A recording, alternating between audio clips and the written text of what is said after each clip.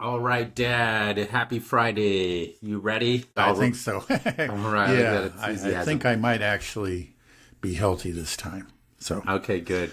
Yeah, you were looking a little sweaty in that last one, but yeah, I had to I take think a it was still shower after the last.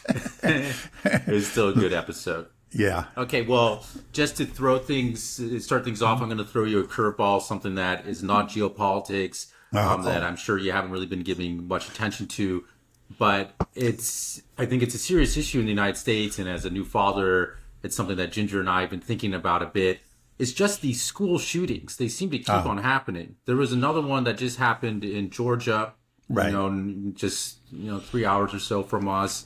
There was, last year there was that horrific one at an Christian primary school in Nashville. Nashville, Um, right. so the these locations aren't even that far away, and it just seems like the U.S. is just has this problem. Like it just the school year just started, and it's such a horrific thing. And I'm just wondering, why does this happen? Why is this a what's going on? Well, why do we have school shootings?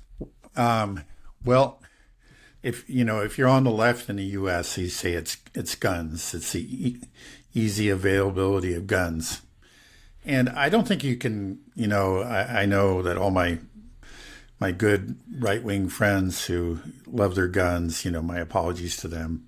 But I don't think you can completely discount that argument. I think that's part of it. It's just that guns are easy to acquire in the U.S. But that's only part of it. I mean, you can have there are countries with lots of guns, like Switzerland, for example, where these things just don't happen. So it's guns plus some obviously underlying social problem. They're just kids that are not being, in broken families. I'm just guessing. I mean, they're just because obviously somebody who's at all really of sound mind, who really feels that he belongs to a family or community, is just not going to do something like this. I think that's obviously a lost, very disturbed individual. It's the only kind of person, and we know you can go on and on and on about the social problems in the U.S., but I guess all of them contribute to this. So I'll just say it's a combination of the two, and leave it at I mean, that. America's had always had guns throughout its history. They Right. have the right to bear arms. It's enshrined in our Constitution. But it doesn't seem like school shootings were really an issue Yeah. until my Right. generation, right? When you were Yeah. growing up, was it ever a thing? I mean, No, no, I can't remember. So again, it's just like I was pointing out with Switzerland. It's not the fact that guns by themselves don't just go off, right? And there are, yeah, as you point out, the guns have always been, easy to acquire in the U.S. And there are other countries, like again Switzerland. I think every man of military age is required to have a gun in his home, right? but they Yeah, don't have a problem of shootings like that. So it's it different though in shows. Switzerland. I'd say, What's that? I would push back a bit. I mean, in Okay, go Switzerland, ahead. I think in Switzerland it's a little bit different. Yeah, I lived in Switzerland for a year, and you're right. Everybody owns a gun, and they are given 50 cartridges, but they're not supposed to even open the casing for the ammunition. That's the you have to. It's a very kind of these are people that it's not like you go out and buy handguns. It's not the Right, same type of gun culture here in the United right. States where people can just buy any type of gun. They're given a military weapon that's part of your, you get after Yeah, your military service, and it has a specific function and purpose. It's not yeah. there isn't a gun enthusiast culture in Right. But Switzerland. the It's a fact is that different. there are guns in homes. That's what I'm That's just true. pointing out. Every And home does have a gun. if you had disturbed individuals, they would acquire them and go and Okay, fair enough. Fair enough. care. So there's obviously guns don't go. The gun rights people are true. It's just it's not the guns that commit the crimes. It's the criminal that commits the crime with the gun. That's true. So you can have a very healthy society and plenty of guns and no problems. But when you have plenty of guns and you don't have a healthy society, then you start to have some problems. And we clearly don't have a healthy society. So you think it's just a symptom of an unhealthy society? Yes, That's I know just that's not much of an answer, but what else can I say? I mean, it's just, how do you explain this kind of behavior? It's obviously somebody who's lost, who's who's just alienated from the world. Maybe he's just grown up with not much human contact even now. Just it used to be TV, but now it's there's so many ways to immerse yourself in a virtual world, and it can be a violent world. And in a world, you always see yourself in your virtual world. You're always gunning down imaginary opponents. Maybe that's part of it. I'm not going to carry that too far, but that might be part of it too. What about the over-medication, antidepressants? Do you think that has an issue, a contributing factor? It could be. Sometimes it's not unusual for that to be, when we learn more about the individuals involved, we find that they're on some kind of medication. Again, right. I mean, there are people with psychiatric issues all around the world, but they usually don't do this kind of thing. So, yeah, maybe it's over medication, but again, it's probably a combination of a lot of things. Yeah. Is there any way, do you think, that we get out of this? It just seems to be happening at an increasing frequency. Yeah, well, it's a tough one. I mean, it's just like, I can understand like the anti-gun people, but the fact is, look, guns are a real part of American culture, and you're not going to get rid of guns. So I think that's just not the way to go. Other countries, ban guns, and they can keep those bans if they want to. But it's just impossible to get rid of guns. So you're going to have to live with it. And then the social problem. How do we solve that? That's just something that's just such a deep, all-encompassing problem. There's not going to be any single program. There's going to have to be a revolution in the way of our thinking, that just isn't anywhere on the horizon right now. The only kind of fix that I can see is actually the sort of thing that the gun advocates put forward, like arming guards or allowing teachers to actually bear arms and that kind of thing. I mean, I think in the U.S. context, it sounds really crazy, especially to an outsider. But in the U.S. context, maybe that's what you have to do, at least in the short run. Right. It does sound crazy. I think people automatically cringe when they hear that, because just the idea of having guns around kids is just a terrifying concept. So you're saying, like, is this safer? But then at the same time, when you think about it, whenever you go into like an important federal building or the airports or whatever, you encounter police officers and security guards all the time throughout our cities and lives that are guarding, our politicians or people, important individuals. Well, our children are very important, and so why shouldn't they have the same type of protection that's awarded to our politicians? We have the same for our children? So, I can see both sides. It does make me uncomfortable, because I got to think, like, is this teacher qualified to? I don't know how much I trust our teachers. It's a prickly situation. My wife was just talking to me about it the other day, and was just like, I'm scared to send our kids to public school. And I know, statistically speaking, that is not the biggest danger for your children, right? But it's just such a horrific thing that it's just one of the most awful things that somebody can do. And it just seems to be happening at an increasing frequency in the United States. And it seems to be more of a U.S. problem, because we can talk about social degradation throughout all of the West. It's a similar thing, Western Europe, Australia. But, I guess it's because the prevalence of guns in the United States, seems to be a uniquely U.S. problem. There are stabbing incidents. Yeah. But and maybe the prevalence of guns, or just maybe, the lone shooter maybe is something that is a product of American culture. Again, that's sort of the idea of, you could say that it's sort of a corruption of libertarianism, that libertarianism taken in one direction leads to nihilism, and just to think that I'm just myself and that's all there is. I mean, that's what happens with the lone shooter. Now, I have the greatest respect for libertarianism, so I'm not using this to any way, I'm not making an argument. Attack libertarianism, but it just like You know, a lot of phenomena I see in society, I can say is really a corruption of Christianity. It's no longer Christian, but it's like a post-Christian phenomenon. It's turned really ugly.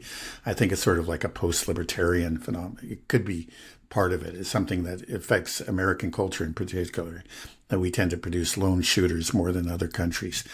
You know, that's a theory I'll just put out there. Mm. Well, what do you mean about this post-Christian phenomenon? I mean, there's all kinds of let's say, for example, concern for the victim. You know, that Christ himself was the ultimate victim. You know, he ended up on the cross. And so,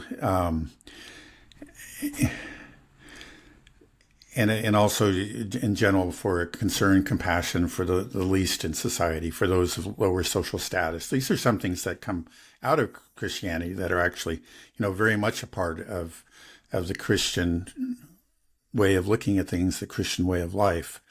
But they have since become, now stripped of actual Christian faith, people who no longer actually believe in Christ, but have still inherited something of the Christian way of thinking, have taken these very, I say necessary, healthy attitudes and, well, I don't know if they intentionally have or just simply have corrupted them. And so now we have, victimology. And now everybody wants to be a victim, right? And it's certainly false. It's divorced from the truth. But we have this victim culture. So it's almost like people try to embrace some sort of a victim identity of one kind or another. It's easier if you're a person of color. If you're not, then you have a psychiatric disorder, and that's something you talk about endlessly online. I would say that that's actually it's a post-Christian phenomenon. It's something that, you wouldn't find it, let's say, in a pre-Christian world at all, where heroes were worshipped and and the mighty were respected, and there wasn't really much compassion at all for those of lower social status, and there didn't seem to be any need. If you were lower social status, the only thing you were concerned about is trying to get to upper social status, right? But Christianity introduced a new way of looking at things, and I consider it to be the true and the proper and the compassionate and the good way to live and to see the world. But when it's divorced from Christianity itself, it turns into something very, let's say, essentially false, and then eventually destructive. Again, where it's to really be about compassion, but about self-exaltation, and just in a very perverse way, really. Right. Instead of compassion, it ends up, compassion is attached to status now. You want to be. Well, also, virtue signaling is another example. That's what it is. Like, look how compassionate I am. Right. And I'm also a victim. I'm neurodivergent. That's one of the things that nowadays everybody, I almost can tell someone's political alignment just if they express that they have some type of psychiatric condition. It's a phenomenon that I started noticing, even amongst some Westerners when I was living in China, that would start to say, I'm bipolar or whatever this, which, I'm sure some people that may be and some people are, but it wasn't a thing that you would initially kind of address and share with people right from the beginning. And it was born as a badge of pride. And I was like, this is kind of a strange thing that's happening in our society. Everybody is got some type of condition. And I'm sure if you look hard enough, you can pathologize most everything, and you can assign some type of neuro condition to anybody. If you can say, I kind of fit in this box or that box. So okay, well, we're getting a little bit okay, well, we're getting a little sidetracked. Is not the happiest Friday topic to start off with the school shootings, but it is something that's just been on my mind. And I agree. It's a combination of all these factors. There's no real easy solution to this. The U.S. is becoming just signs of a sick society more and more. And I hope that there's a recognition of that at first, and we can slowly work into solve this, maybe through just supporting stronger families, sort of rediscovering what's important in life. But Anyways, we'll move over to geopolitics. So, we were talking a little bit before the podcast, and I was hearing this news story, and you've been looking into it a bit about RT has been accused of paying right-wing influencers millions of dollars, and it's kind of an interesting story. People like Tim Pool and Dave Rubin you mentioned were recipients of this money.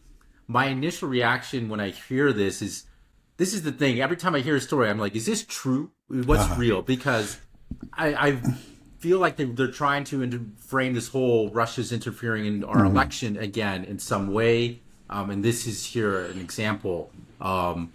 So can you maybe tell us your thoughts on this first about what is the story? Does it hold merit? Do you think that it's... Yeah, well, we'll have to see the actual evidence. The indictment points to two employees of RT, two employees in Moscow, and said that they sent $10 million to fund what you could call a right-wing media platform, actually based in Tennessee.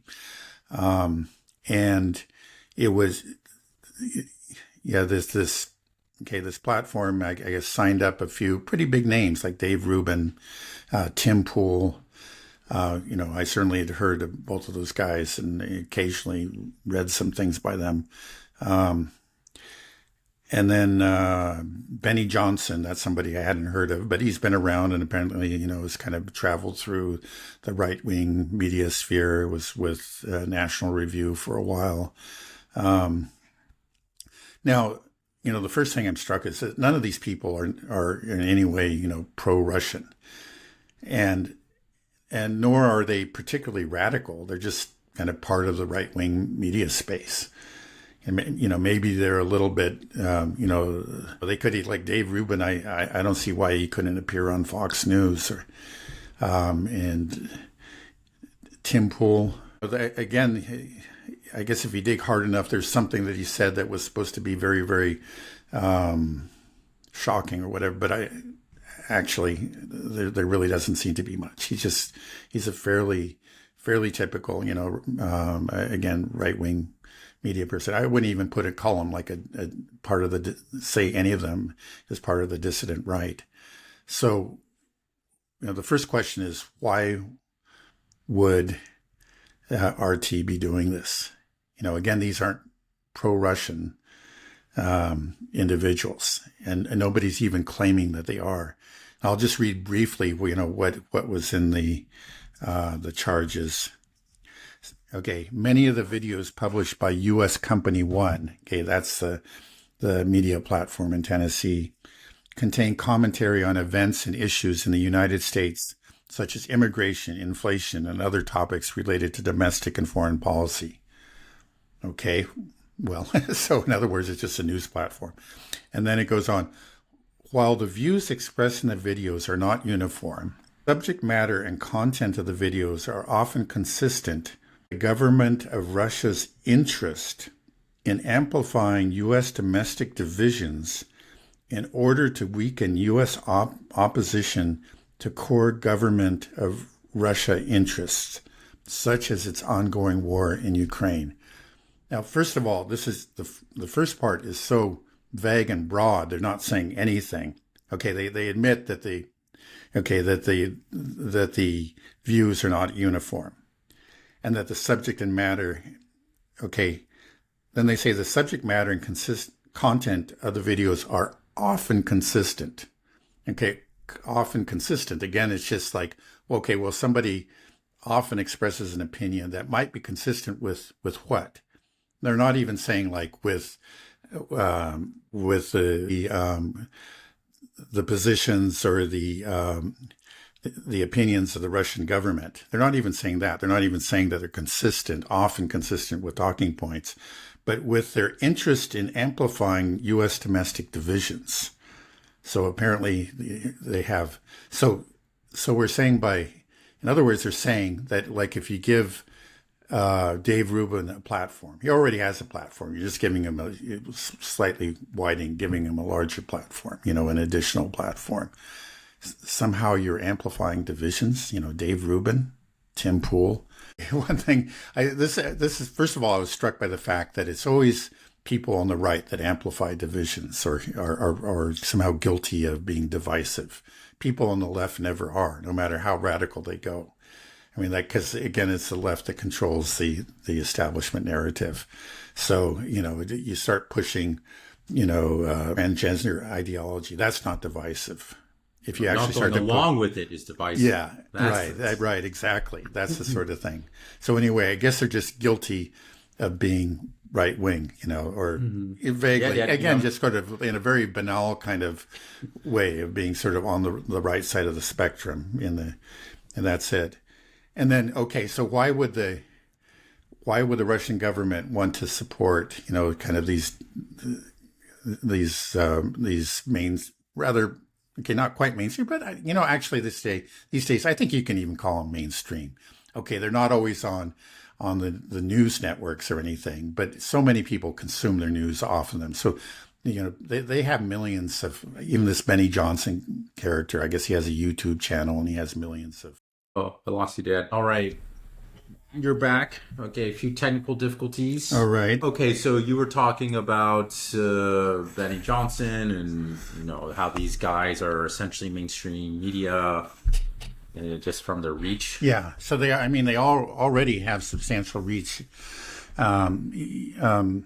So one thing you can't say that they're by receiving extra support, it extends their reach some, but not much. I mean, again, be honest, just looking at it, like if Russia is really trying to influence American media, this doesn't seem to me like a very cost-effective way of doing it. I don't even know exactly what they would be trying to accomplish. Again, there's this very convoluted logic, that I read to you. Again, that they're trying to promote some kind of, well, these people have different ideas, it's admitted, but often they say things that are consistent with, okay, there's this long convoluted sentence, but often what they're saying essentially is that these people say things that are divisive. Now, again, I think I can't remember if it's something I said after the technical glitch or not, but divisive is something that's always associated with the right in this country. And I think unfairly. It just shows that, okay, basically it's an establishment word, an establishment term. Divisive means that you have an opinion opposed to the establishment, something that the establishment frowns upon, and you should not express it. So that's what these people are guilty of. Now, I think looking at it more fairly, if we step back and we're not part of the establishment and not even taking sides, it's just that they're actually promoting debate. So you could say that, by giving platforms to people that express opinions, whether they're right or wrong, but that are in opposition to the establishment, you're promoting debate. And that should be something that any healthy democracy would welcome. Yeah, but apparently this is a very bad thing. Because again, the final part of this, that sentence that I read to you is that the videos, the subject matter and content of the videos are often consistent with the government of Russia's interest in amplifying U.S. domestic divisions in order to weaken U.S. opposition to core government of Russia interests, such as its ongoing war in Ukraine. So in other words, if we promote debate, there's a greater chance, I guess, that people might, that they not want to support the war. Well, that's the most particular thing. But in general, they say that broadly, core government of Russia interests, that we would end up taking, more likely that people will take positions that are not opposed to Russia. So anyway, it might reduce Russophobia, which apparently is a very, very serious problem, needs to be eliminated. We have to make sure everybody hates Russia. That's basically what they're saying. I mean, this is the sort of thing that only makes sense if you're just you're completely, pretty much a slave of the establishment. I mean, in your thinking, you're completely servile to the establishment, and you just will not brook any kind of opposition, and that you consider any kind of opposition to be a problem. So even people like Dave, really anodyne figures like Dave Rubin, Tim Pool and this Benny Johnson, and I guess there were a couple of others on there. These are not firebrands. They're not wild and out there. They have opinions that are held by many tens and tens of millions of Americans. There's nothing really weird about them. Right. but they need to be shut up. Apparently just Dave Rubin, what they're saying here is somebody like Dave Rubin is actually a danger to our society because he somehow, again, promotes divisions, debate on issues, and this somehow will indirectly, through some convoluted path, aid Russia. So, are they going after the people that receive this money? No, I don't think any charges are being filed against Dave Rubin or anything. They're directly against the employees of RT. Now, again, there's a whole question. The whole thing is so bizarre and makes so little sense, I think, from a Russian point of view, that I wonder whether it's real. That's, again, you had that question at the beginning. Is this, we'll have to find out. Maybe it is. I hope it isn't. Because if it is, it's not so much that it was malicious or, harmful, but it would just be stupid. Right. Because in the end, it would just be a really stupid, intervention. It doesn't help Russia at all, but it just makes RT look bad. It makes, and it's completely unnecessary. I don't know why. I mean, the whole thing is really kind of a joke and a waste of money.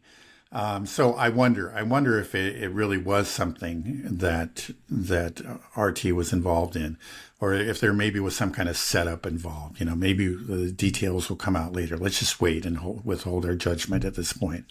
Right. The first episode we ever did, which was, 4 months ago or so, maybe even longer now, 4 or 5, was actually talking about sort of the establishment bringing back Russiagate for this election, to do Russiagate 2.0. And that's what we were discussing in our very first episode. And for me, this is kind of what it feels like. It feels like they cooked up this allegation in the story. Maybe it's true, maybe it's not. But even it doesn't really have, it's not really an election interference, letting Tim Pool or whatever. But what it is ammunition to feed the mainstream media to say that, look, Russia's interfering again in our elections again and again. And actually, in that first episode we did as well, we talked about how Putin said that he prefers Biden to Trump because Biden is more predictable. And then, John Kirby got up there and just said, Putin, you stay out of elections, quit meddling in our internal affairs. And we have this happening all over again. Right now, there's this Biden-Putin saying he endorses Kamala. Yeah. I think that clearly was tongue-in-cheek when he did that. I was about to say, is he just messing around? I think if you watch it, he was clearly just joking. He just said that, and she has an infectious laugh. So I think he was just kind of poking fun at her. Everybody knows she has this crazy cackle. But I think he may have actually been serious about saying that the Russians have said several times that it really doesn't matter. There's no significant difference because in the end, the deep state runs foreign policy. But it's true. Putin did say that he favored Biden, and a lot of people assume that this was some sort of attempt to help Trump in an underhanded way. But I think he may have just been speaking the truth. It's not. Yeah, of course, Biden is a Russian hater. He always has been, but he's very consistent, and the Russians know him very well. He's been there forever. He's been involved in foreign policy for decades and decades and decades. They know who they're dealing with. Maybe recently they don't know so much because he hasn't been all there, but with Trump, sometimes he says things that sound very friendly to Russia, but the fact is during his administration, he did a lot of things that were very hostile to Russia. And, in spite of always being charged with being a Russian agent, Obama was much easier to get along with and was actually much more restrained in his dealings with Russia than Trump was. Trump is just so difficult to predict. He says one thing, he does another thing. You just never know what's going to happen from day to day. And if you're dealing, again, both sides are are armed to the teeth with nuclear missiles. It's just from a game theory point of view, it just makes sense to you want to know what your opponent's going to do. And, you want to have a sense of certainty. And even if he's hostile, he's consistently hostile. You know how to deal with it. I guess. I mean, I feel like now, though, the rhetoric coming out of the Trump team is becoming very clear that they do not want to continue the war in Ukraine, especially with the inclusion of Bobby Kennedy, endorsement of Tulsi Gabbard. Yeah. I know there is a real potential. So I think I'm rather pessimistic just because, again, there are all those very encouraging developments. I agree. But then Trump will say something. I know this was a couple months ago, but it's just like, I would have bombed Moscow or whatever. Just like, and he still says stuff like that. So you just really don't know where he is. We'll find out. Yeah. Well, we'll stay on domestic politics for just a minute. I mean, right now, is Biden just completely gone, checked out? Like, there's nobody in charge? Do we not have commander in chief? Is it completely everything just 100% on autopilot? Yeah. Because to me, that's a much scarier state of affairs. You'd say that, the Putin preferred Biden because he's predictable, even if he's hostile. But it's like, really, is Biden predictable? Yeah, Biden's not even there, right? He's a lame duck president now. Is he completely checked out? What's the status? What's going on with Biden? Yeah. But he what does that mean? But he pretty much checked out like a year or two ago. Maybe 2 years ago he was 50% there. Now he's maybe 20% there. He's just been fading away. I think that's the sad truth. But the people that he chose are there, and I think they've really been running the show for a long time. We're talking about Jake Sullivan and Tony Blinken, Anthony Blinken. So they're the ones that are really just in charge. So I don't see any signs of any sort of significant change in direction. I think it's going to, and I believe if Kamala Harris is elected, we're not going to see any significant changes. She may put in some new faces there, but with Kamala Harris, she's never had any kind of interest or apparently really any knowledge of foreign policy.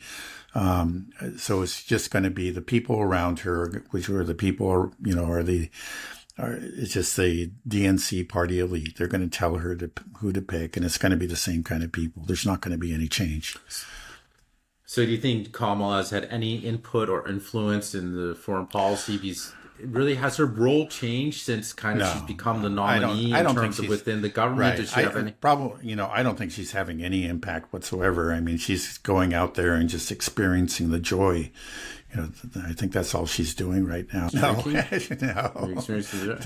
She's holding very tightly controlled events. The U.S. political system is such a mess.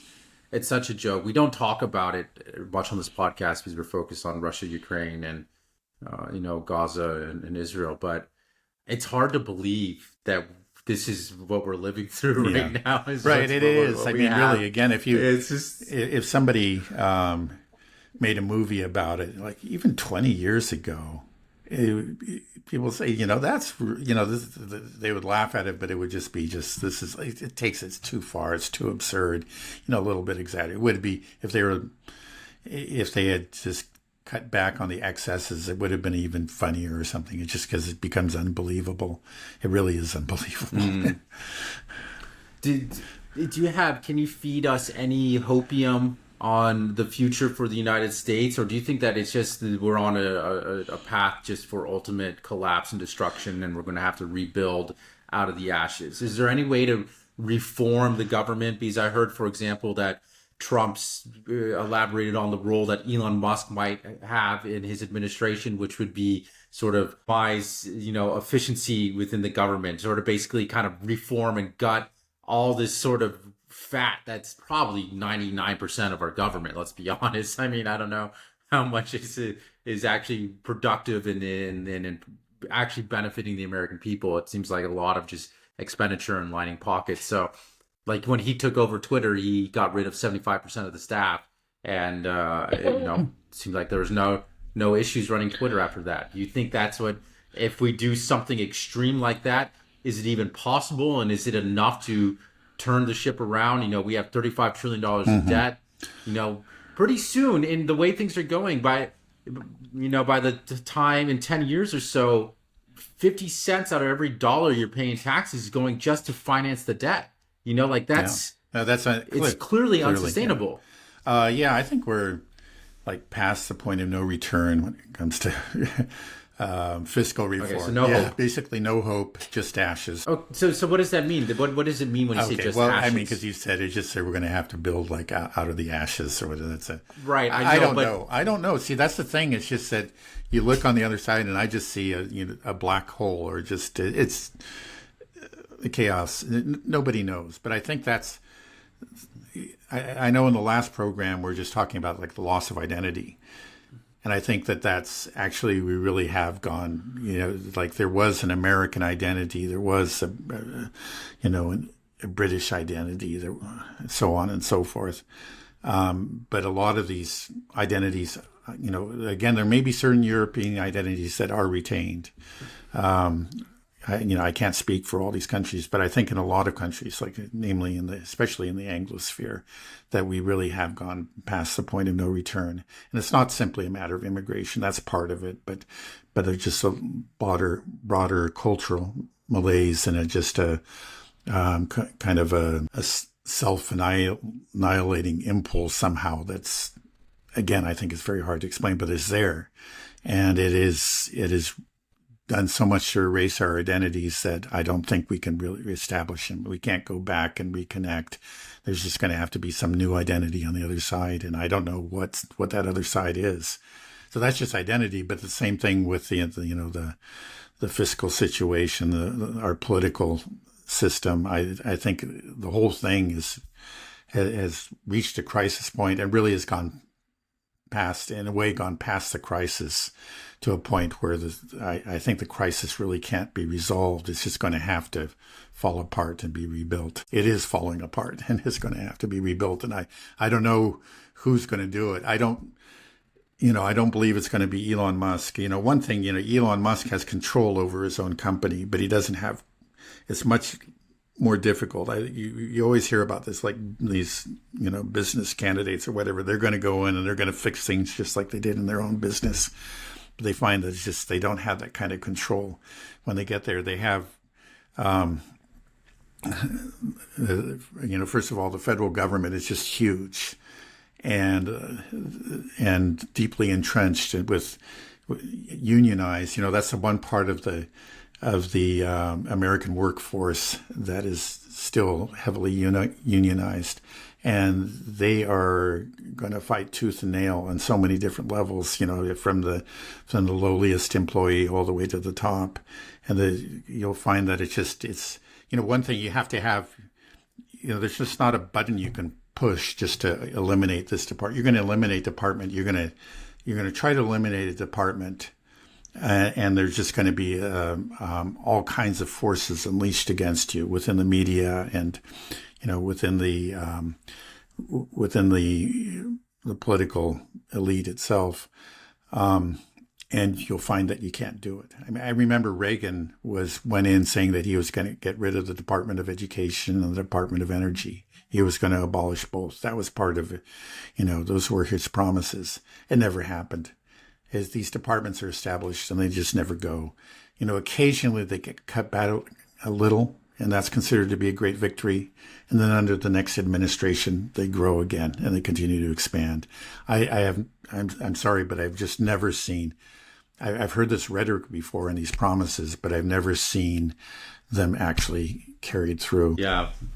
I don't know. Maybe I fall for the hopium a bit more, just because I just feel like we're in such a unique time now that it's different, than I think any other time in our political career. I mean, just the whole Trump MAGA now unity movement thing is not the traditional Republican Party. It's not a traditional, it's like, I think our problems are so large now that so many people become aware of it that there's going to be more pressure to do something. I don't know. Maybe you're right. Maybe something's going to happen. Yeah. I don't Well, know. one thing, I mean, I there was want to some hope, but okay, that there. Well, first of all, like there is let's say growing dissent of some kind, dissent from the establishment in the Republican Party, on foreign policy, so far, and other issues. But really, okay, you hear some talk about it on fiscal matters, but in general, it seems to me that the Republicans have just given up the whole fiscal issue. Now, back in the 90s, the Republicans actually pushed pretty hard on that. And, they didn't take the White House, they had the Congress. And Bill Clinton himself was a fiscal conservative. And that was like the last time that the federal debt was reduced. Right. And some of these programs, they weren't eliminated, but they were cut back a bit. And, all those gains were reversed in subsequent years and under subsequent administrations. But that was the one time, if there was a chance to really do something, it was then. The current crop of Republican candidates, they're just, that's not what they talk about. I'm not hearing about, nobody's going to get rid of Social Security or cut the budget in any meaningful way. I don't think it's going to happen. Okay, good stuff. So crash and burn coming in, who knows, soon. That's where we're headed. Collapse, restructuring, and a new U.S. identity amongst a new sort of global world, multipolar world. So we are my kids are going to grow up in a completely different world than the U.S. Maps are going to be redrawn. You always look at like the old map and you see that the Soviet Union or Yugoslavia, and everything changed after these big wars. I'm wondering if we're heading to that now, in the near future. I mean, there will be a map redrawn probably within a year of the Ukraine, right? I mean, at least amongst most of the world. But I have a feeling that the U.S. and NATO won't recognize the new borders. Right. They'll never do that, but the rest of the world will. So we will have two different versions of world maps going on. It's just, I hope we don't head into a new Cold War situation. Well, I think we're going to get cut off from. I don't think that's possible to avoid. That would actually be the preferable outcome, because the alternative is a hot war. I don't think we're looking at any possibility of real reconciliation and in the next several years. It's maybe 10. You don't think that there's a way that, under the next administration, there's a chance that we would sort of accept a position in the multipolar world, So we have to stick with the U.S. hegemon. That's the only thing. Well, obviously we don't have to, and it would make a great deal of sense, and not just for the sake of the world, but for our own sakes, to accept the multipolar world and to step back from being, retire from the position of hegemon. It's not good for us. It's not good for the world. It should end. But I just don't see it happening. Again, it's just that foreign policy elite is very strongly entrenched, and it's almost impossible to get rid of it. I think one thing is like when, let's say, a candidate wins an election and takes office, maybe he made promises in foreign policy, and he might have been actually, sincere in his promises, but then he finds this tremendous resistance on the part of the existing establishment. And for these candidates, it's almost always domestic issues that really matter. That's their bread and butter. That's what keeps their approval ratings high, which allows them to be reelected. And so they just tend to say, okay, it's just not worth this fight. I'm just going to have to let the same old people run the show. That just tends to be what happens. Now, I hope I'm proved wrong. I know that, but I just never. You are so I know I've depressing, never seen it. Well, that's only. So you're saying basically that we have to pursue this U.S. hegemonic position until we have a total collapse, which is probably likely going to be through a hot war? Well, I'm just looking at maybe there will be some new dawn. Maybe there will be a new cast of characters who really take the reins of government and change the direction, of of our policies, in particular our foreign policy. The last time that Don't we believe really that. saw something like that, well, like I'm just thinking, like under Nixon, I've heard recently somebody was saying Nixon was really the last president they had who was a strategic thinker. He wasn't just reacting and responding to domestic pressures and just, putting things on autopilot. And of course, that's when he made the breakthrough to China. That was and then also established detente with the Soviet Union. Those were real successes, and they were changes in policy. And I think in general, for the U.S., they're very positive, very beneficial. But we had people, I know a lot of people hate Kissinger. He did a lot of bad things, but he was an intelligent man and a strategic thinker, and so was Nixon.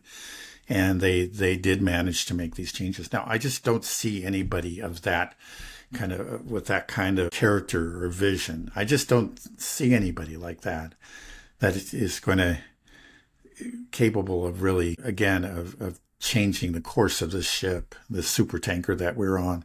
And Trump, I refuse to put my hopes in him. He's just not that kind of person. You could hate Nixon, but Nixon was smart, he did have a real grasp of foreign affairs, and he acted very intelligently. Trump, he's got his, he can be clever, he's entertaining, whatever, but he's not that kind of person. He's not a statesman. He just isn't. It's just not going to happen under him. I really don't see it. I'm sorry. That's, again, please prove me wrong, but that's what Yeah. So really your position is that the only way to change the direction of the United States is that we have to have a total collapse, either a total economic collapse, or maybe we have the dollar system really breaks down. Yeah, and right. You hope there's another way. Theoretically, there's another way. We can change these. All these policies could theoretically be changed, but I don't see the means to do it. In other words, I just don't see you ask, okay, well, who's going to do it? What group? What party? I just don't. Do you think a decisive military defeat in Ukraine, and then let's say this conflict between Israel and Iran looks like it's inevitable, and obviously we will get in. Once we are dealt severe defeats, NATO loses in Ukraine. Which it will. It looks like we are really seeing the collapse. Things are really breaking down now in Ukraine, and then once that's over, there's rumors that maybe Iran is going to retaliate in October. They're just rumors. We'll see what happens. But that will likely drag the U.S. into a larger conflict in the Middle East, which we will also likely lose. I don't see any way to win in either of these things. I don't even know what victory is supposed to look like in either of these things. We were never able to establish what that is. We just fight, and I don't know what we're doing. But at that point, will the U.S. hegemon be just dealt such a severe defeat that it has to accept reality and withdraw its bases, and no longer there will be revolts, in places like Iraq and Afghanistan, where all we had is Syria, where we have all these illegal bases. They will just be forcibly pushed out, and the U.S. won't have a choice that says, okay, we have to go back. We have to go back home, and then we can start to look at maybe really have self-reflecting and restructuring our own system, our own economy, and our own priorities, and stop wasting trillions of dollars on endless wars, and rebuild and revitalize. Like that's the way I hope we go. Yeah. Or do you think that it's possible if we're developed that we get these severe defeats in the Middle East and Eastern Europe? Yeah. Or is it just we'll double down and try to start war with China? Okay, well, it's true that military defeats really can lead to significant policy changes in a country. And I'll just give you one example. It was the defeat of the Russian Navy by the Japanese Navy right at the end of the 19th century. And that did lead to, when was it? It was right around the turn of the century. But that led to actually the establishment of a democratic Russian government. And it was a real blow to the Tsarist government at that time, to its prestige, to its legitimacy. So it could, it really could. But I think, as you pointed out, it could go either way. And, so far, like when reality hasn't agreed with this, we've tended, the response is always to double down, again and again. So it just may be a further doubling or tripling or whatever down. But I'll grant you,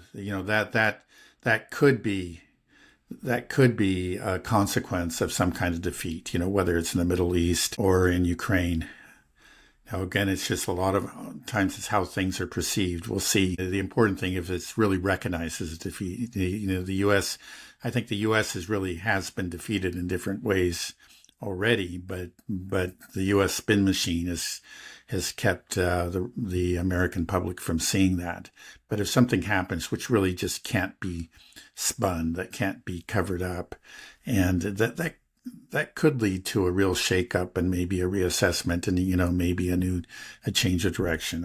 I'll grant you that. Okay, I'll take the win. Okay, well, I think we can end it here. We didn't really touch on our usual subjects of Ukraine and the Middle East. Is there any quick update you'd want to mention before we call it a day? Or no, I don't think there's anything in particular that I need to mention at this point. Yeah, we'll get back to those the next time. Okay. All right, sounds good. Well, have a good weekend, and enjoy the rest of your day. You too. And a day. Okay. All right. Bye-bye.